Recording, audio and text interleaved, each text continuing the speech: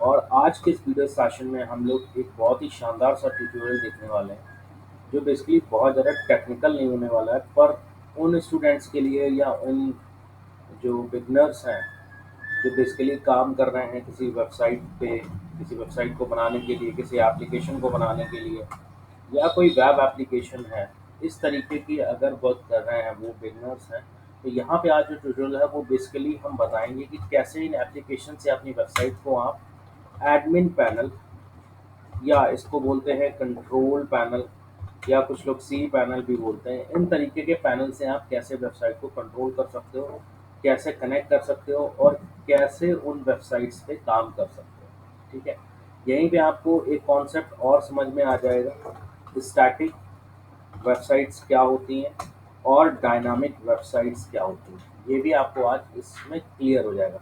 तो जो भी बिगनर्स हैं मेरे फ्रेंड्स, जो भी अच्छे से सीख रहे हैं या कोशिश कर रहे हैं, उनके लिए बहुत अच्छा ट्यूटोरियल है।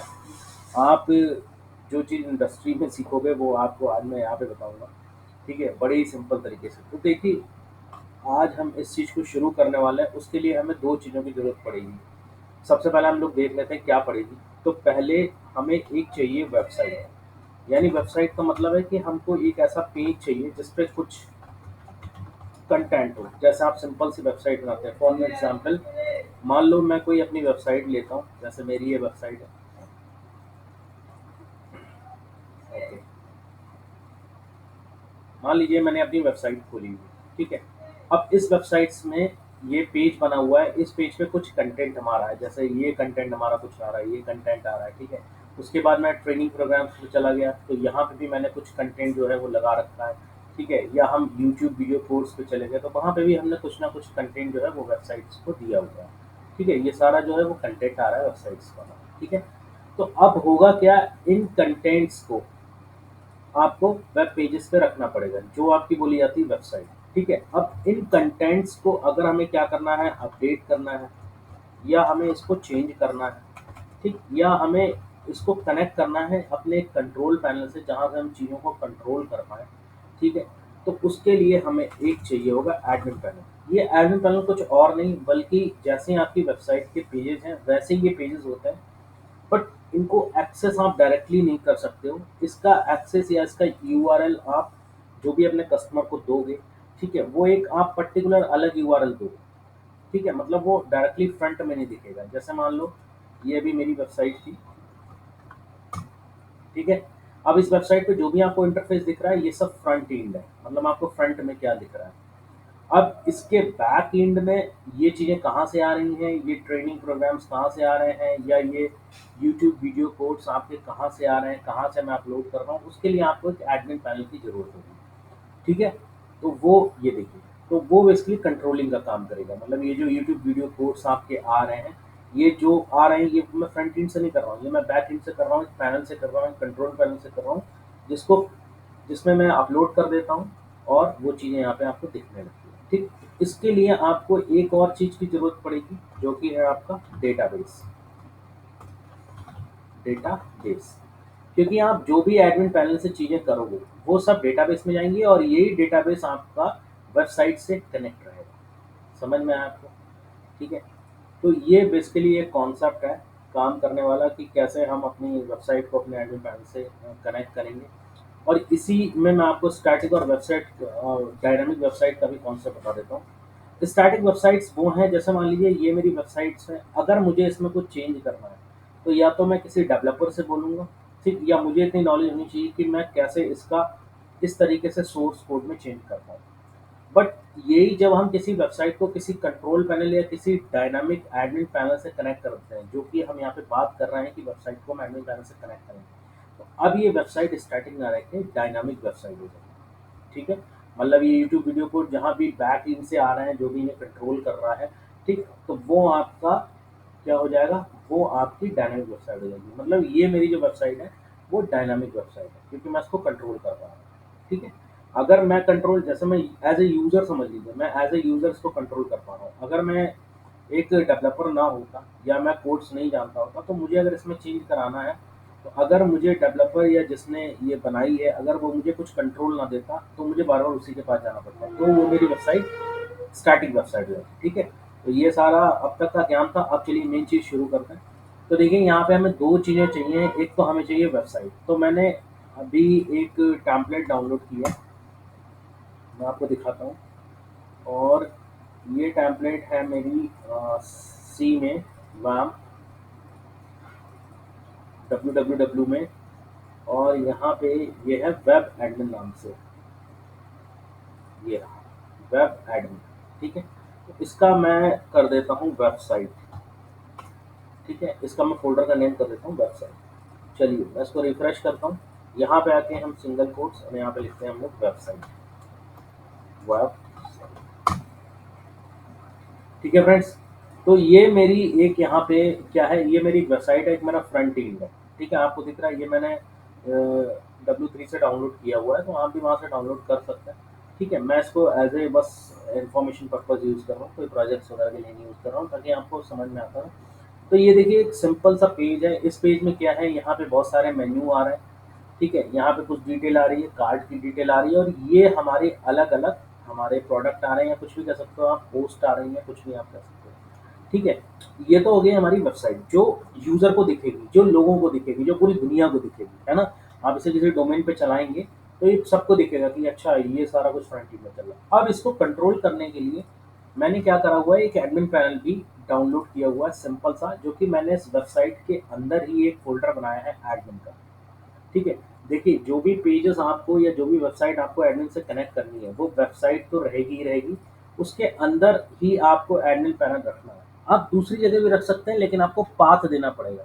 तो पाथ देना थोड़ा सा टफ हो जाता है। ठीक है, तो उस पाथ को बेसिकली हम ना डिस्क्राइब करते हुए इस वेबसाइट वाले फ़ोल्डर के अंदर ही मैंने एक एडमिन नाम का फ़ोल्डर बनाया, और इस एडमिन पे आप क्लिक करेंगे तो एक सिंपल सा यहाँ पे एडमिन पैनल मैंने डाउनलोड किया है। ठीक है, आप गूगल पे सर्च करें तो आपको मिल जाएगा। अब देखिए इसका पाथ क्या है, इसका पाथ होगा कि हम वेबसाइट के बाद अगर स्लैश करके एडमिन लिख देंगे तो हमारा एडमिन पैनल खुल जाएगा। तो देखिए एक साइड में हमने यहाँ पे वेबसाइट खोल रखी है, और यहाँ पीछे हमने वेबसाइट के बाद हम लिख देते हैं एडमिन। तो देखिए ये हमारा खुल गया है एडमिन पैनल। ठीक है, ये चीज़ आपको समझ में आ रही है, बड़ी इजी। ये हमारा एक एडमिन पैनल का फ्रंट एंड है, इसके लिए बैक एंड है, जहाँ से मैं चीज़ें बनाऊँगा और यहाँ वेबसाइट पे वो रिफ्लेक्ट करेंगी। ठीक, ये 2 चीज़ें तो हो गई। अब ये 2 चीज़ें कनेक्ट करने के लिए मुझे जो सबसे मेन इम्पोर्टेंट चीज़ चाहिए, वो है मेरा डेटाबेस। तो यहाँ पे मैं लोकल होस्ट खोल लेता हूँ, और PHP माई एडमिन, यहाँ पे मैं एक डेटाबेस बनाऊँगा। ठीक है, मैं वेबसाइट नाम से ही एक डेटाबेस बनाता हूँ नया। देखिए यहाँ पे लिखा मैंने वेबसाइट। ठीक है, क्रिएट करा मैंने। अब इस वाली वेबसाइट डेटाबेस के अंदर मैं एक नई टेबल बनाऊँगा। देखिए, सबसे पहले मैं क्या करना चाहता हूँ, यहाँ पे कुछ ये मेरे कार्ड्स आ रहे हैं, इन कार्ड्स को भी मैं हटा दूँगा। मैं यहीं पे आपको एक फॉर्म बना के दिखाऊँगा, और उसी से हम अपनी वेबसाइट पे चीज़ों को रिफ्लेक्ट या चेंज कर पाएँगे कैसे। देखिए, सबसे पहले हम लोग यहाँ पे एक चीज़ देखेंगे, ये मेन्यूज़। ये मेन्यू कितने आ रहे हैं, home, product, deals, store and contact. तो ये हमारे मेन्यू आ रहे हैं। मैं चाहता हूँ कि मेन्यू वो आए जो मैं अपने डेटाबेस में स्टोर करूँ, या जो मैं चाहूँ वो मैं मेन्यू दे पाऊँ यहाँ पे। ठीक है, तो हम यहाँ पे एक बनाते हैं मेन्यू नाम से टेबल, और यहाँ पे मैं देता हूँ बेसिकली 2 फील्ड, एक आईडी और दूसरे मेन्यू का नेम। यहाँ पे हम वो करते हैं। ठीक है, सबसे पहले मैं यहाँ पे आईडी दे देता हूँ, और दूसरा यहाँ पे देता हूँ मेन्यू नेम। ठीक, इसको मैं वेरकर करता हूँ, और यहाँ पे लेंथ देता हूँ 100। इसको मैं ऑटो इंक्रीमेंट करता हूँ एंड प्राइमरी की, और उसके बाद हम लोग सेव करते हैं। तो देखिए मेन्यू नाम से हमारी टेबल बन गई है। ठीक, वेरी सिंपल। ठीक है, अब मुझे क्या करना है, सबसे पहले मुझे अभी वेबसाइट पे नहीं आना है, अभी मुझे एडमिन पैनल पे आना है। मुझे यहाँ पे एक फॉर्म बनाना है, जिससे मैं इंसर्ट की क्वेरी चला पाऊँ, और वो चीज़ इंसर्ट हो जाए किसमें, इस डेटाबेस में, यानी इस मेन्यू वाली टेबल में इंसर्ट हो जाए। तो चलिए सबसे पहले हम क्या करते हैं, यहाँ पे आते हैं एडमिन पैनल में, और यहाँ पे इंडेक्स वाला मैं इसको करता हूँ मैं ओपन, इसको ओपन विद मैं कर देता हूँ VS Code। ठीक है, तो देखिए ये हमारा इंडेक्स पैनल है, जो काफ़ी बड़ा सा खुला हुआ है, पर आपको इसमें ज़्यादा कुछ नहीं करना है। आपको आना है, ये मैंने बूटस्ट्रैप से डाउनलोड किया है, आप अपने आप भी बना सकते हैं। ये देखिए प्राइमरी कार्ड, वार्निंग कार्ड, यही हमारे यहाँ पे आ रहे हैं। आप देखोगे एडमिन पैनल में प्राइमरी कार्ड, वार्निंग कार्ड। ठीक है, तो यहाँ से मैं क्या करता हूँ, इन तीनों कार्ड्स को मैं यहाँ से हटा देता हूँ। 1 2 3, मैंने एक सिर्फ कार्ड यहाँ पे रखा हुआ है प्राइमरी का। मैं आपको रिफ्रेश करके दिखाता हूँ। ठीक है, और इसी के अंदर ये जो हमारी डिव है वो ये हमारी डिव बनी हुई है प्राइमरी कार्ड के नाम से, तो इस वाली डिव को मैं यहाँ से हटा दूँ। ठीक है, ओके, ये चलिए मैंने हटा दिया, या मैं इसको भी हटा देता हूँ। मैं एक सेक्शन बना रहा हूँ यहाँ पे, सेक्शन का मतलब एक मैं डिव बना रहा हूँ यहाँ पे, एक सिंपल से यहाँ पे डिव बनी हुई है जो अभी नहीं दिख रही है। ठीक है, अब इसके अंदर मैं एक फॉर्म बनाऊंगा, तो मैंने यहाँ पे लिखा फॉर्म एक्शन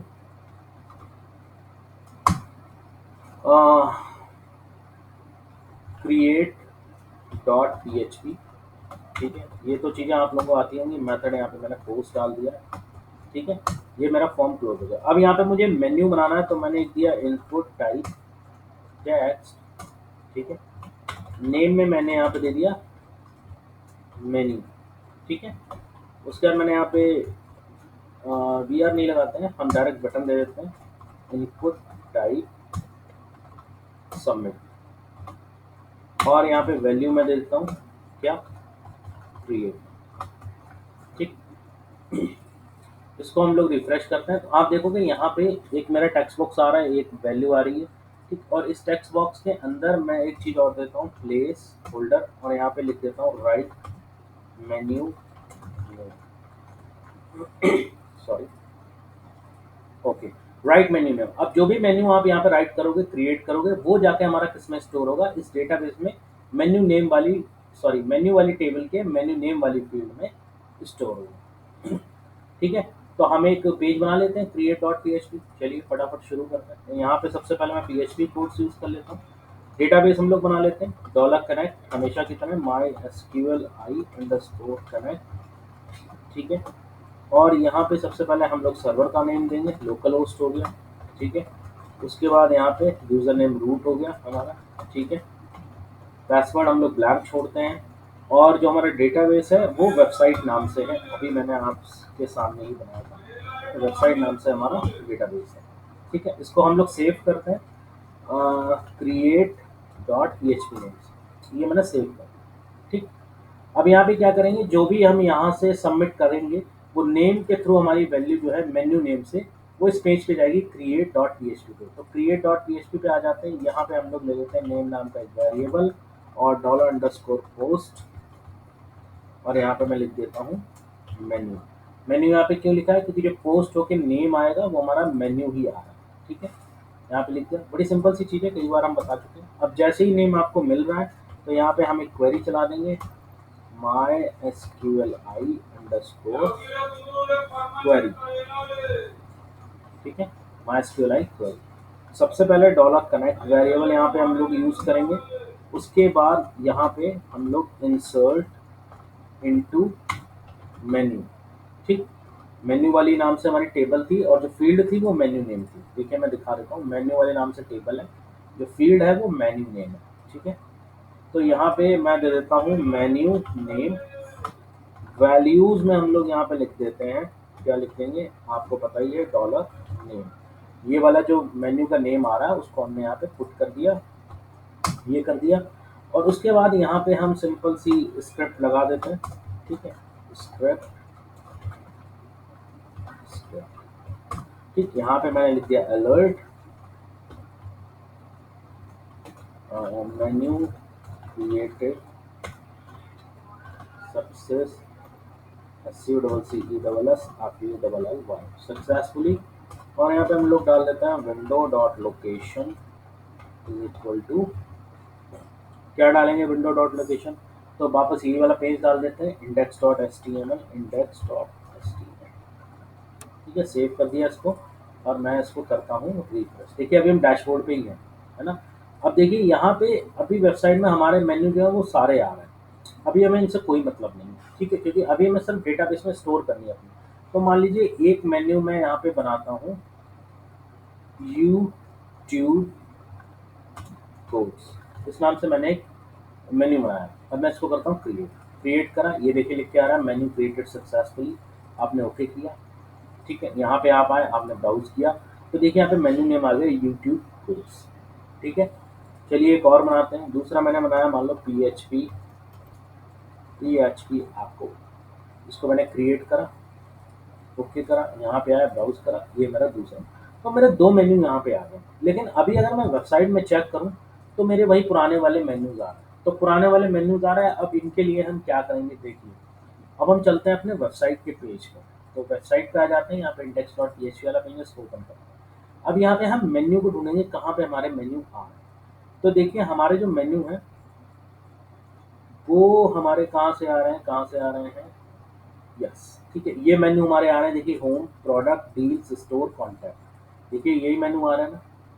इधर वाले मेन्यू से अभी हमें नहीं मतलब है, ठीक है, हम इधर वालों की बात कर रहे हैं। तो यहाँ पे होम, प्रोडक्ट्स, डील्स, ये सारे आ रहे हैं, ठीक है। तो सबसे पहले हम क्या करेंगे, हम इन सभी मेन्यूज को नहीं हटाएंगे, बाकी मेन्यूज को हटा देंगे। एक मेन्यू हम अपने पास रखेंगे, क्यों? क्योंकि हमें जो मेन्यूज लाने हैं वो इसी स्ट्रक्चर में लाने हैं।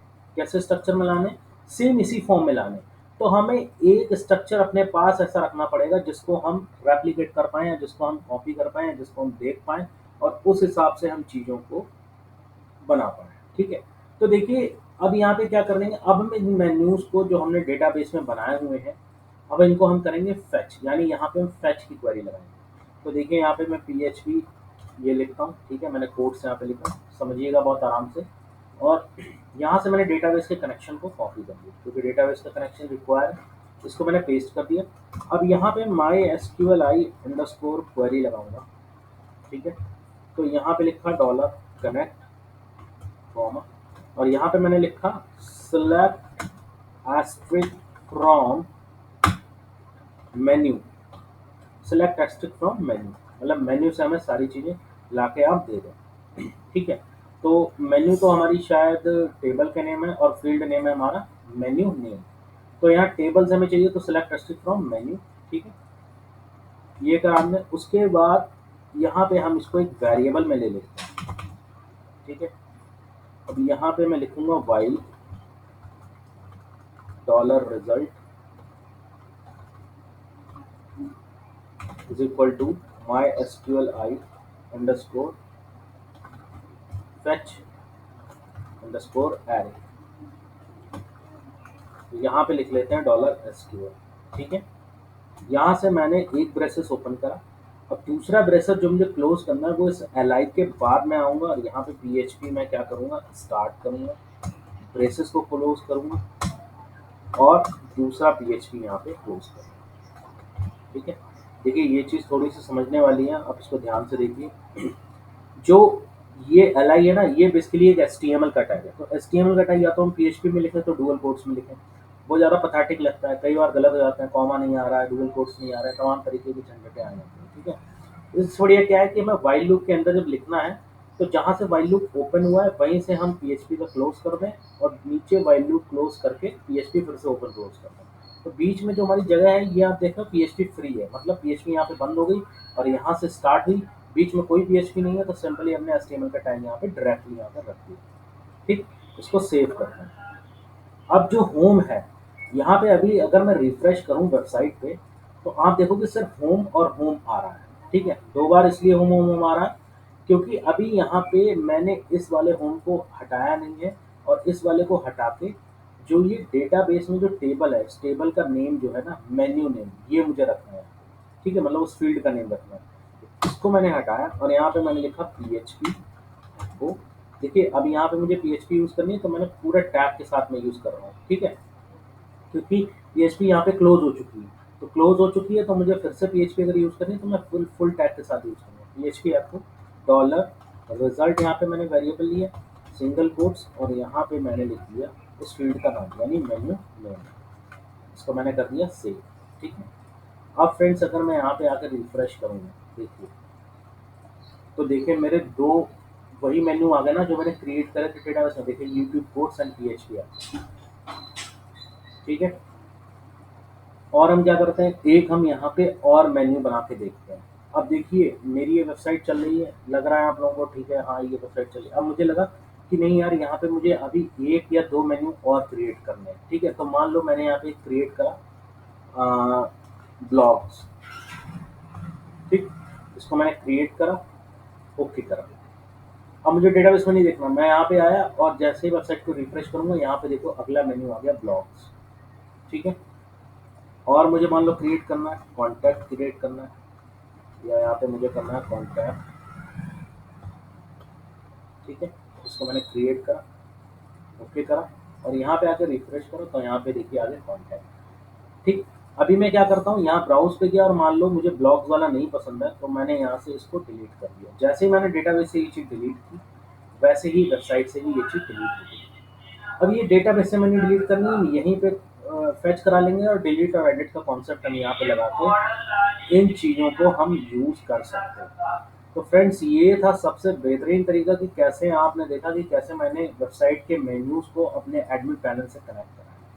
अब एडमिन पैनल में तरह तरह के सेक्शन हम बना सकते हैं। एक मेन्यू का बना लिया, ठीक है, एक हमने पोस्ट का बना लिया, एक हमने गैलरी का बना लिया, एक हमने कॉन्टैक्ट का बना लिया। इस तरीके से अलग अलग पेजेस के हमने यहाँ पे मेन्यूज बना लिए, अलग अलग पेजेस के हमने फॉर्म बना लिए, अलग अलग पेजेस के लिए हमने कंटेंट बना लिया। सारी चीज़ें फॉर्म से ही बनेंगी, आपको पता है कि पीएचपी में सारा कंट्रोल फॉर्म से ही रहता है मोस्टली। ठीक है, और उसको हम डेटाबेस में जैसे एंटर कराएंगे, यहाँ पे जिस हिसाब से हम लोग फेच करते रहेंगे उस हिसाब से चीज़ें हमारी आती हैं। तो ये था बेसिक तरीका अपने एडमिन पैनल से अपनी वेबसाइट को कंट्रोल करने का। यहाँ पे सिर्फ मैंने आपको मेन्यू कंट्रोल करके दिखाए। आप इसी तरीके से पोस्ट का एक यहाँ पे फॉर्म बना सकते हो जिसमें टाइटल दे सकते हो। जैसे हम लोग अभी लीव एप्लीकेशन वाला हमने देखा था, वहाँ पे टाइटल दे रहे थे, रिक्वेस्ट दे रहे थे और सारी चीज़ें हम लोग दे रहे थे। मैं आपको एक उसकी झलक भी दिखा देता हूँ। देखिए, अभी हमने लीव मैनेजमेंट वाला अभी हमने जस्ट किया था, आज ही कल में हमने किया था। यहाँ पे मैं नाम डालता हूँ PHP आपको 1 2 3 4 5। हाँ, तो देखिए यहाँ पे डिसअप्रूव अप्रूव वाला हम लोग कर रहे थे, तो ये भी तो हम वही काम कर रहे थे ना कि यूजर जो था, यूजर को फ्रंट एंड ये दिख रहा है और एडमिन बैक एंड से क्या कर रहा था, अप्रूव या डिसअप्रूव कर रहा था। सेम प्रोसेस यही है। तो इन्होंने जैसे टाइटल वाला बनाया, जो भी इन्होंने लिखा सबमिट किया, ठीक है, उसके बाद एडमिन पैनल गया, एडमिन ने बैक एंड में देखा कौन सी रिक्वायर्ड आई है, उसने अप्रूव या डिसअप्रूव किया, तो यूजर के फ्रंट एंड में उसको चीज़ें दिख गई। तो यहाँ पे भी हम वही काम कर रहे थे और यहाँ पे भी हम वही काम कर रहे हैं। कुछ नहीं है कंट्रोल करने में, एक आपको एडमिन पैनल बनाना है, उससे जो भी चीज़ें हैं वो डेटाबेस में भेजनी है और उन डेटाबेस से फेच क्वेरी लगा के या उन डेटाबेस के जितने भी कंटेंट है उसको वेबसाइट पे शो करा दीजिए। तो डेटाबेस से जो भी एडमिन खिलवाड़ करेगा, डिलीट करेगा, ऐड करेगा, क्रिएट करेगा, वही चीज़ें हमारी वेबसाइट पे दिखती जाएंगी। सेम यही चीज़ मेरी वेबसाइट पे होती है। मैंने एक पैनल बना रखा है छोटा सा, ठीक है, उसको मैं ओपन करता हूँ। ओपन करने के बाद मैं यूट्यूब वीडियो कोर्स वहाँ पे डाल देता हूँ और मेरी वेबसाइट पे वो शो होने लगता है। मैं चाहूँ तो वहाँ से हटा दूँ तो मेरी वेबसाइट से कुछ चीज़ें हट जाएंगी। So this is the basic idea behind to controlling your website by using the admin panel. Admin panel से आप ये से चीज़ें कंट्रोल कर सकते हो। ये एक बेसिक ट्यूटोरियल था। आई होप आपको समझ में आया होगा। अगर वीडियो अच्छी लगी तो प्लीज़ वीडियो को लाइक करें, चैनल को सब्सक्राइब करें, कीप सपोर्ट अस। और जो भी आपकी प्रॉब्लम्स हैं, एज अ आप ऑर्डर बिल्कुल बता सकते हैं कि सर ये कोड मुझे चाहिए या ये मुझे नहीं आ रहा है, इसको इस पे आप वीडियो बनाएं, तो मैं वो बिल्कुल करूँगा। बिगनर से लेकर एडवांस तक कोई भी पूछ सकता है, कोई दिक्कत नहीं, कोई प्रॉब्लम नहीं। So thank you so much for watching. मिलते हैं नेक्स्ट वीडियो में।